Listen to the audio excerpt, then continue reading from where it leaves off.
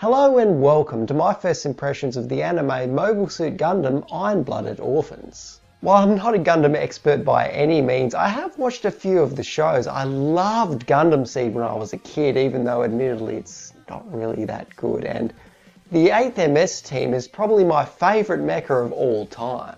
Since I'm not a massive Gundam fan, I wasn't quite sure whether I was going to watch this series or not. However, it's been getting a ton of praise, so I thought it would be good to check it out. The story of Iron-Blooded Orphans is set on Mars, and they're currently fighting against Earth for their independence. The story follows a group of child soldiers who work for a security company called CGS. These guys are currently in a fierce battle against an Earth military organisation known as Gjallarhorn. Hopefully I'm pronouncing that correctly. It's spelled really weird.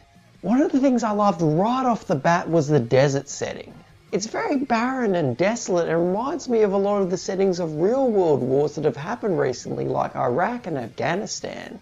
Another thing in the show that reminded me of real-world events was the use of child soldiers. It brought back a lot of negative images from places like Africa, where children are stolen by rogue military groups and forced to be soldiers. These connections that I kept making between the show and the real world increased my immersion immensely, and that helped me enjoy the show a lot more as well.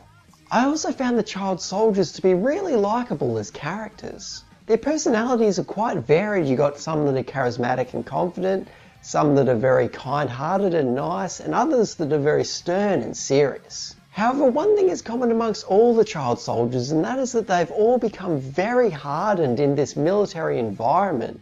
From a very young age, they've been forced to kill and forced to endure these really horrible experimental surgeries in order to make themselves stronger. I really found myself feeling for these kids. You never want to see any child going through the kind of trauma that these characters go through. One character that I feel I need to mention specifically is Kudelia, who's one of the main spokespeople for Mars's independence. She's extremely kind and compassionate to people less fortunate than her, and she's always trying to do her best to make Mars a better place for everybody. Even though she can be a little bit naive sometimes, I found her drive to help people very admirable, and because of this, she's my favourite character in the show. One theme that I've noticed across all Gundam series that I've watched is that in war, there are assholes on both sides of the fence. The commanding officers in CGS treat their child soldiers like absolute crap. They abuse them, they beat them often, and they often use them as meat shields in battle so that they can get away to safety. And then you've got the assholes from Gjallarhorn. Yeah, I'm just going to call them the Earth military guys. So you've got the commanding officers from the Earth military, and they're all extremely cold-hearted and mean-spirited. They manipulate people and they hand out whatever orders that they think are necessary in order for them to come out on top. And this includes killing children. Even though they're child soldiers and they can defend themselves very well, they're still children after all. Even though the asshole military officer might seem a bit cliche, as it's been done so many times in the past, especially in the Gundam series, I still found that it works really well here and it helps you empathise even more with the child soldiers. Another thing that I noticed fairly early on in the show is that child soldiers constantly go into battle without shirts on. This is probably giving people a lot of flashbacks to the fan service that was in Free, but honestly, I think this fan service works really well here.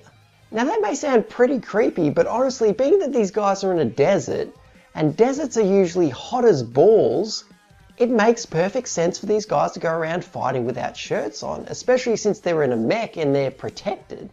This is one of the few times I found that fan service actually works with the show, as it fits really well with the setting that they're in. I also really like the humour in the show, even if there isn't that much of it. The show is mostly filled with drama, as the subject matter is pretty serious, war and child soldiers and whatnot. However, when they actually did make a joke, I found myself laughing pretty much every single time.